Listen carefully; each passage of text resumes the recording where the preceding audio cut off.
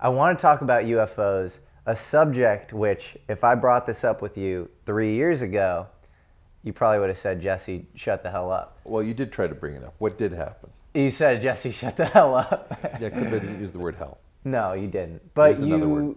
you know, I think reasonably, you were like, this is wacky and crazy. And It's dumb. It's dumb. It's incredibly dumb. The idea that you would have phenomena that can only be seen by special people and that there's no good video of it, and we have a world full of smartphones, we've got video of absolutely everything, is completely stupid and insane. Yeah. And I was wrong. What's changed since? 9 pages came out from the Pentagon, 6 of which are relevant. 3, I think, that, it's like a cover and a back page. I don't know what it is. And it's very clear in that report that report was meant to be as dull as is humanly possible about the most exciting thing that you could possibly imagine, which is that either we're engaged in an incredible psychological operation coming out of the Pentagon, or some people inside the Pentagon believe with near certainty that we've been contacted and observed by extraterrestrials visiting Earth. That's pretty insane. And what's really crazy is that the data is locked up. You just said, we talked about the government is not attracting our best and brightest scientists.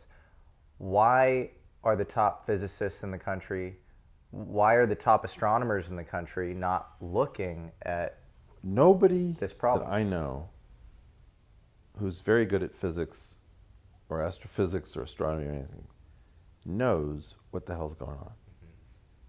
And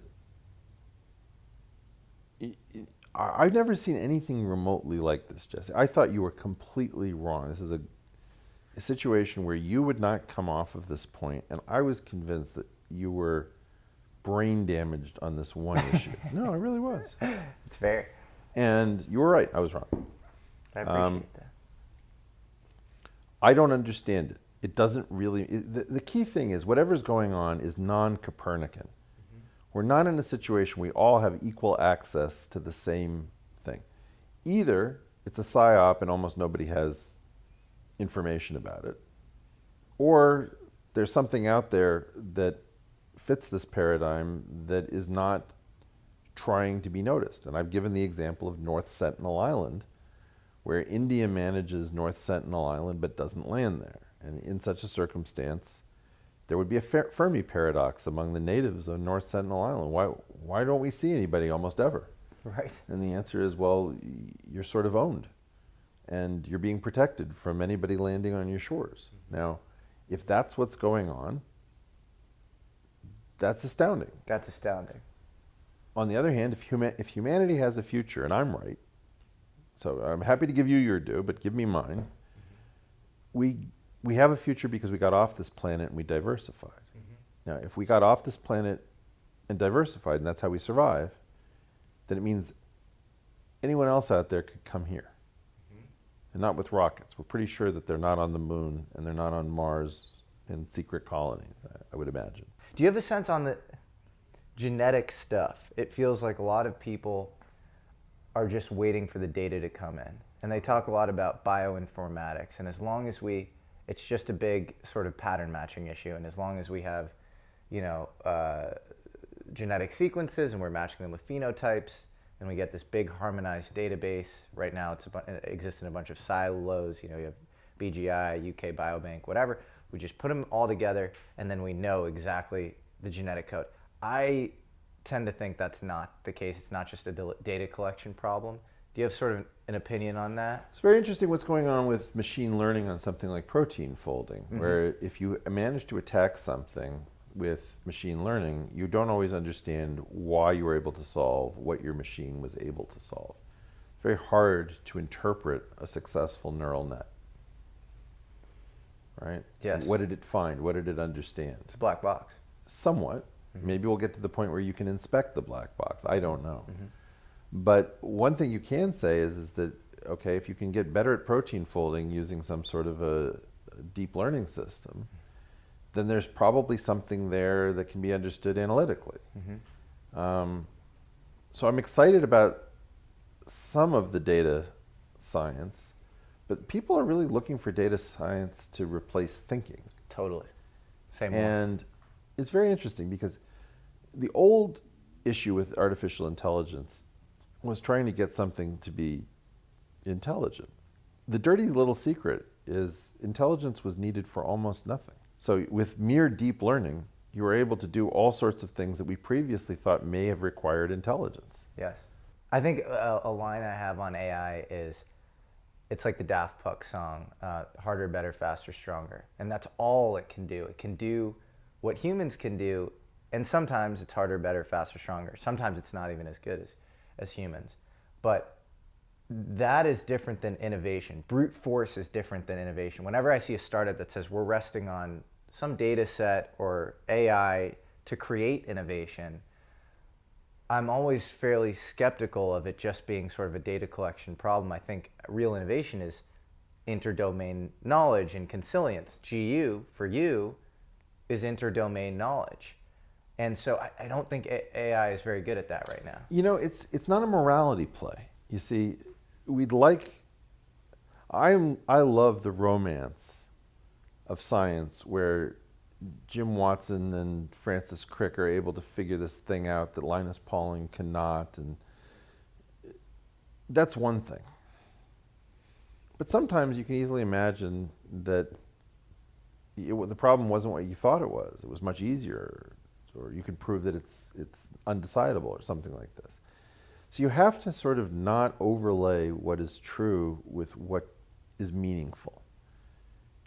It would be great if human intelligence had a place going forward for the rest of eternity. But I think that you'll get to the point where the songs that you love are written by computers, and it's going to flip you out. And then the question is going to be, well, do you start caring less and less about music the way we care less and less about chess?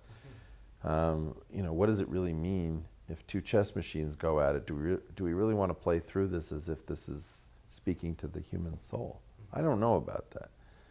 I do think that none of this really matters. We have a very brief window to save ourselves. And the way out is super romantic, it's beautiful, but we're not motivated. It's like nobody wants to follow David Goggins. Nobody wants to follow Jocko Willink. Those guys want to get up at 4 in the morning and start training. And I don't see that on behalf of our scientific community. And I don't think the machines at least can search while everybody else, pops an edible and watches Netflix. Maybe AI, which is one of the few areas where people say things are accelerating, is actually just a form of learned helplessness and outsourcing our agency. I think it is. I think that at some level,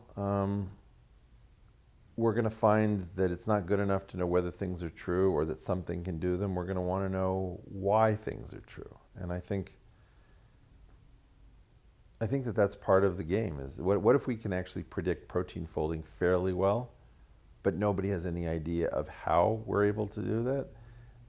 How much is that going to actually hold us back? And so I do think that we're going to get to a point where we've learned some things, and we're now angry that we don't know why the things that we know how to do, we just don't know why we know how. And I think that kind of ruthless pragmatism eventually will cause itself its own problem. We'll be too powerful with too little wisdom. We're going to have all sorts of things that we know how to do that we're going to have unintended consequences of because we don't know how it's working. We don't understand the bedrock foundation. I agree with you, sir. Okay, let's go eat. Let's go eat.